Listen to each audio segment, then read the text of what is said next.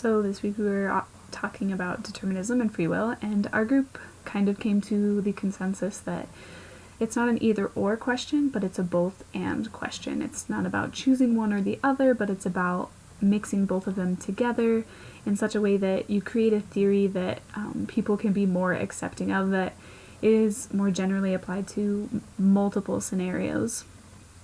And my biggest takeaway was about the difference between determinism and other outside factors that might influence your decisions, such as personality and biological response. The biggest one for me, I think, was biological response. I talked about determinism being like a tree that has set branching points, and every time you come to a fork in the road, you can use your free will to choose to go one direction or the other, but those paths are already set. You really only get to choose which path you're going down.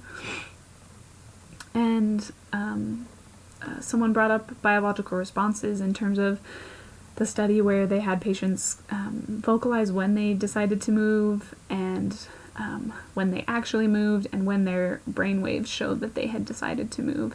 And it showed that brainwaves came before they had consciously made the decision to move their body.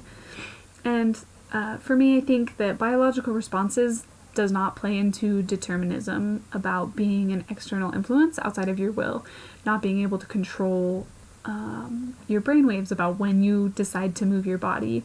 I think that those responses have just evolved over time. It's an evolutionary response that we make such quick decisions that are necessary for survival. And so making the decision to move and vocalizing your conscious decision to move could be milliseconds apart, purely based on the fact that your brain works at a much faster speed in order to keep you alive than you are able to consciously identify.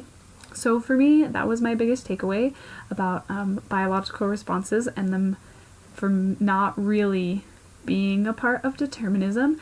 But I'm eager to see if anybody else has different ideas about how biological responses could be a part of determinism, or if they agree with me.